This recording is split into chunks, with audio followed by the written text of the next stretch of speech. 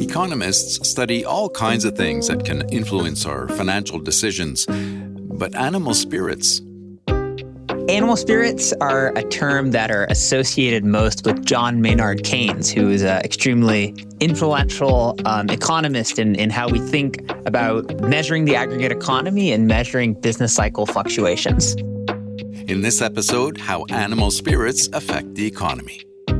So Keynes thought that animal spirits were these instincts and emotions that influence behavior above and beyond rational thought or the calculations that people might be making about what to do in the economy. And he thought that this kind of primal urge that people had was the true culprit for why there were cycles of boom and bust.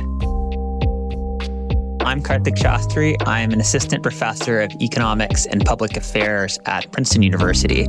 And I'm a macroeconomist who studies broad issues related to business cycles, technological trends in the economy, and how they influence policymaking.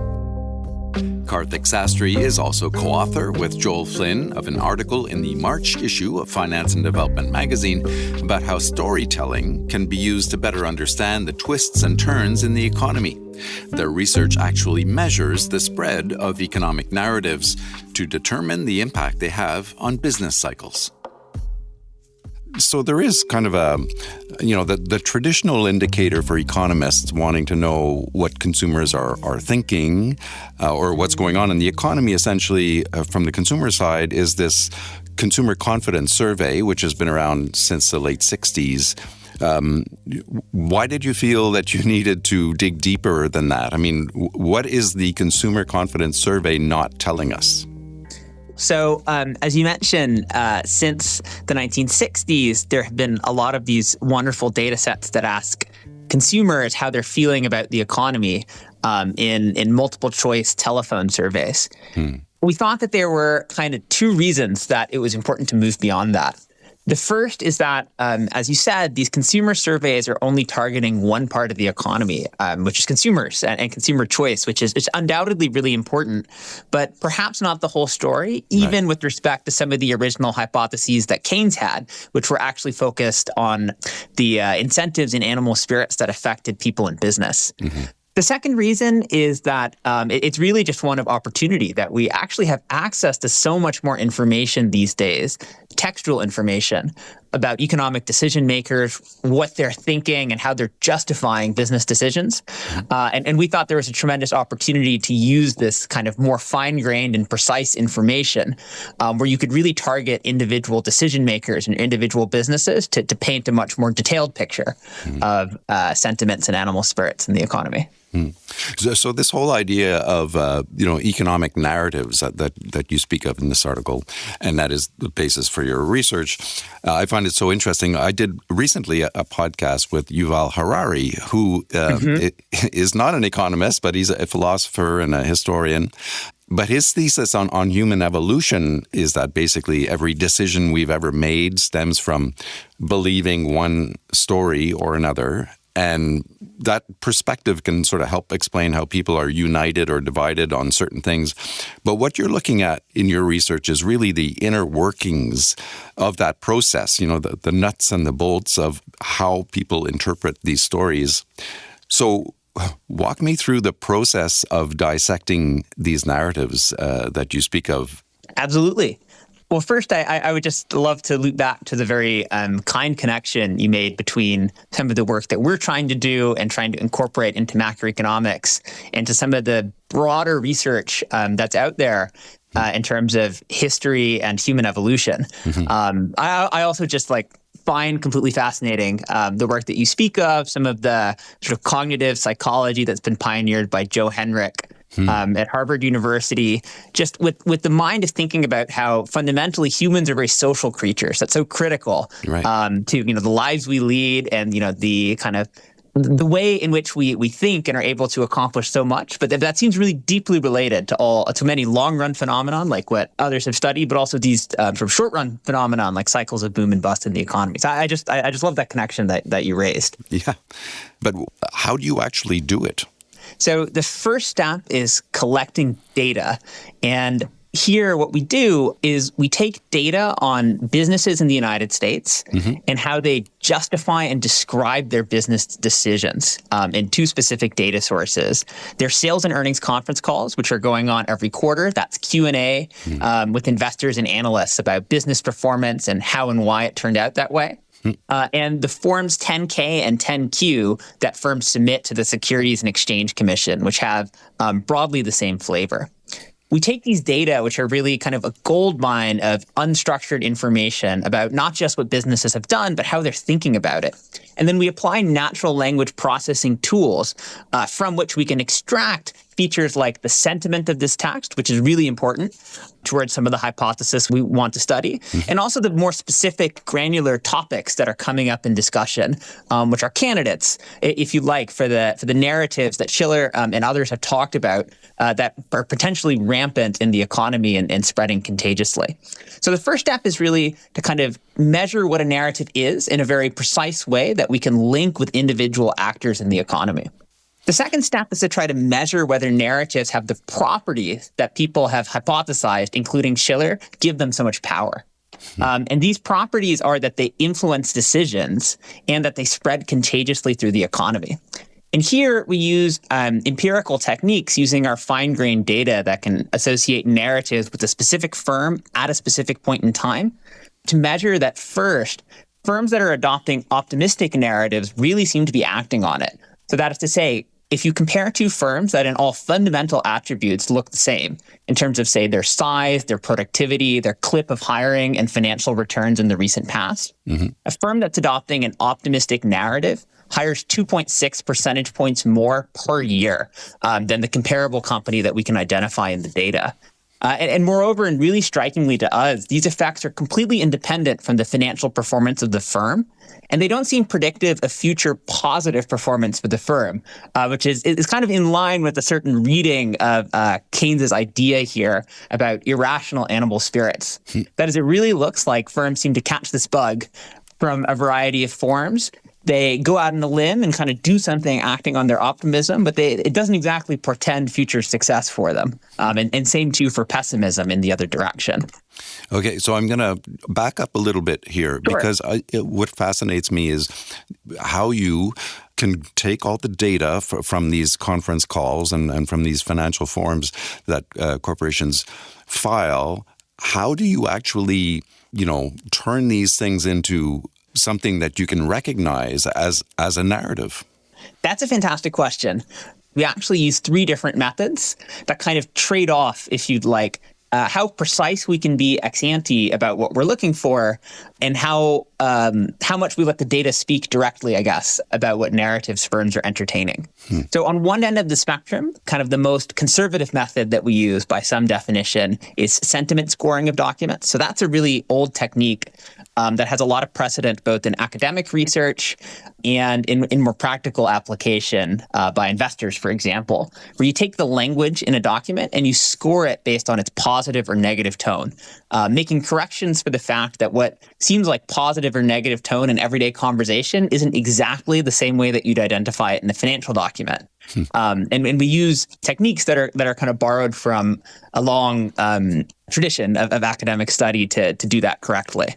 The second method kind of gets even closer to some of the specific hypotheses that Schiller advances. So in Robert Schiller's book, Narrative Economics, he advances the hypothesis that in the United States, in recent history, there are 9 perennial economic narratives, which cover topics as diverse as the rise of alternative currencies like the silver standard in the early 20th century to Bitcoin today, to the rise of artificial intelligence and robots that are going to transform the labor market. And he argues that these 9 perennial narratives are the ones that recur most in American financial history. So our second method tests that exactly by kind of training an algorithm on the way that Schiller describes his own perennial economic narratives. What are the key words and phrases that characterize those stories? We search the documents of firms to see if they're talking about exactly those topics and to see how that seems to evolve and influence decisions over time. Finally, one thing with the methods I described so far is that they're based on maybe the conceptions of narratives that we have as researchers. But we don't necessarily want to do that because we don't know ex ante what are all the fine-grained narratives that firms are talking about. And we might miss something because we didn't think about it ahead of time. So to address that, we use a third method from natural language processing called the latent Dirichlet allocation model, which is a way, basically in an unstructured way, of looking for groups of words and phrases that reoccur in the conference calls or the text of many different firms. And then the data speak directly about these topics that lots of firms seem to be discussing. It's fascinating. So I guess the next step is to understand how these stories are actually disseminated. And you speak of, in the article again, you speak of how these narratives essentially spread like viruses at times. So how does that happen? And how do you determine the actual impact of these contagious stories as you describe them? So the second kind of key hypothesis that's out there about narratives, and you hit the nail on the head, it's in some ways the most compelling, is that they're out there spreading like viruses in a way that's related to social dynamics and really just how captivating these stories are. So what we can do in the data is, because we have a panel data set on individual actors in the economy, what narratives they entertain today and what narratives they entertain tomorrow, we can directly test that narratives are spreading across firms. And what we find is that narratives are contagious in the data at the aggregate level. So that's fully consistent with this idea of animal spirits. Holding fixed the fundamentals in the economy, if more firms were optimistic yesterday, more firms are going to be optimistic in the future. And moreover, there seems to be like a very intuitive network for how narratives spread in the economy. As you zoom in on finer and finer units, like individual industries or groups of firms that are more narrowly determined peers, according to investors, you see the spread of narratives is really concentrated by those close-knit firms. And we think that's really suggestive that there's kind of more social tissue connecting firms that are more closely linked with one another in the economy. And so given how contagious these narratives can be, is there anything in the data that suggests that these could be self-fulfilling prophecies? It's a really good question. And that's kind of one of the main findings that comes out of our quantitative analysis when we pull all of these empirical findings together and interpret them through the lens of a macroeconomic theory. So what we find is actually quite nuanced. And I think the glass is, well, I won't say what's full or what's empty from a purely normative perspective, but there's elements of which what you said are exactly right, and elements which we could actually rule out based on the data. So what we find is that composing together these two facts, that narratives are contagious and they seem to affect individual decisions, that they have a pretty strong force amplifying the business cycle.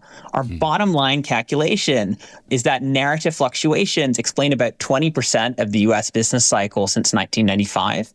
And more specifically, they seem particularly important for explaining the boom and bust in the early 2000s with the run-up of the stock market and then the dot-com crash, as well as the Great Recession of 2008 and 2009, which was kind of widely related to a huge amount of narratives of pessimism that took hold very, very quickly in the US economy. So as an amplifying force, narratives seem really, really strong. When economic performance is very good or very bad, even in a transient way, it seems like narratives catch hold and make economic fluctuations more persistent than they would have been otherwise, in a way that is, from a certain definition, self-fulfilling. One thing that we show in the paper that we can rule out is this stronger phenomenon that we call narrative hysteresis, which is this theoretical possibility that narratives are so self-fulfilling, they lead to essentially permanent changes in the economy. That is to say, we show a sort of a sharp theoretical condition that obtains in our model that if narratives were sufficiently contagious or sufficiently impactful on the economy, we might have something that looked more like lost decades, where pessimism catches hold and really mires the economy in a trap at the time scale of decades. And while we wouldn't rule out that is a good explanation for phenomena, in other contexts, in the United States, based on the data that we have, the potentially good news is that narratives don't seem strong enough to have those kinds of extremely long-lived effects. Wow. So what does all this tell us about how businesses operate, essentially? I mean, are sound financial decisions based on fundamentals, as we've always been led to believe, or is it much more nuanced than we thought? One thing that comes out of analysis like this is that because of the self-fulfilling and social aspect of narratives that affect the economy, responding a little bit to the narratives that are out there potentially is a sound business decision. And I think, a lot of business decision makers would say the same. Because of market forces, because of the way companies are compared against each other, and because of the fact that you want to ride the business cycle a little bit, it's not necessarily a completely irrational idea to go a little bit with the crowd. That said, what our analysis seems to suggest is that a lot of what firms are doing at the individual level, at least from the vantage point of outside measurement, looks like overreaction. And that, perhaps is just a deeper consequence, going back to some of the points you raised earlier, Bruce, a deeper consequence of, the social factors that drive decisions. And I have to say, feels very consistent with the original hypothesis of Keynes about the animal spirits that drive decisions. That's great. And so when we look back to the various economic episodes that we've experienced, in the past few decades, this tool, does it reveal anything that we didn't know about how crises sort of evolve? Can you use this to kind of reverse engineer how a crisis may have unfolded, and might it help avert economic downturns in the future, do you think? One thing that the analysis reveals about crises in the past is that a lot of the persistence of how, say, events like the Great Recession, the early 2000s recession affected the American economy is really coming from these psychological factors, you could call, about the narratives that are circulating in the economy, and how they seem to have a medium-run depressive effect on investment, on hiring, on economic activity more broadly. So by casting the focus on narratives, we think our analysis gives a sharper sense to policymakers of what might be important and what dimensions it might be useful to intervene. And we think that our study is only really the beginning for a more nuanced exploration of how policymakers can control the narrative and try to directly influence these phenomena. I think a second point, which is related to points you raised earlier, Bruce, is purely in terms of measurement, where we think that maybe our analysis highlights something different and empirically quite important that policymakers could monitor in real time to get a more precise understanding of not just how the whole economy is doing, but how specific pieces of the economy, which might be more or less strong echo chambers for certain kinds of narratives. And so finally, I hate to even bring this up because it seems to be upstaging everything these days, but what happens when AI and not corporate execs or people are driving these narratives? It's a bit of a scary thought, given what you've just told us about the degree to which people and businesses are influenced by these stories. But do you have any idea what impact AI will have on animal spirits? That is a fabulous question, and I think one that could have a really big footprint on how the economy operates and how the financial sector operates in the coming decades.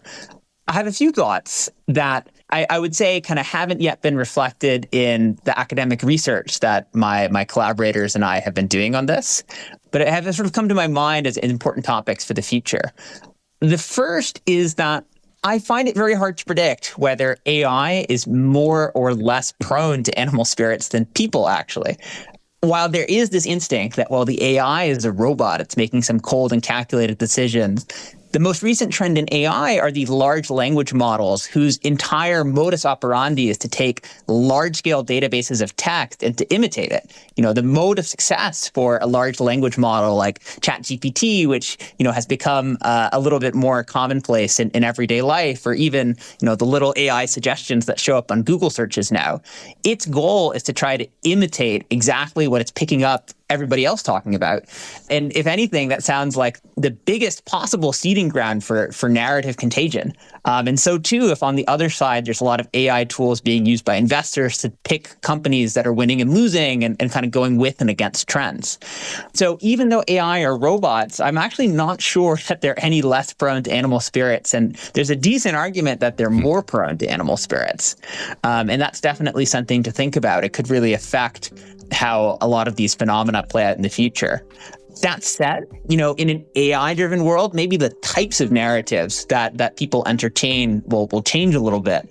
And, the essence really of what makes a story a good story is going to change from, certain human impulses that people have. They're looking for characters and heroes and villains and things like that resonate more with our culture, versus the AI could, by chance or by the design of the algorithm, be picking up different sort of fundamental factors that make narrative stick. So that's all to say that what you or I think makes a story good may or may not be what the AI thinks makes a good or bad story. And that's kind of interesting, actually.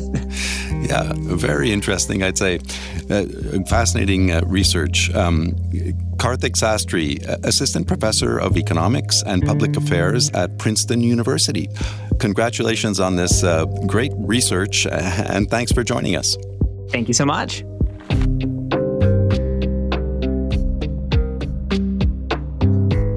Look for Karthik Sastry's article, How Animal Spirits Affect the Economy, in the March issue of Finance and Development magazine. Go to imf.org/FND. And look for other IMF podcasts on Apple Podcasts or wherever you listen. You can also follow us on X. Our handle is @IMF_podcast. I'm Bruce Edwards. Thanks for listening.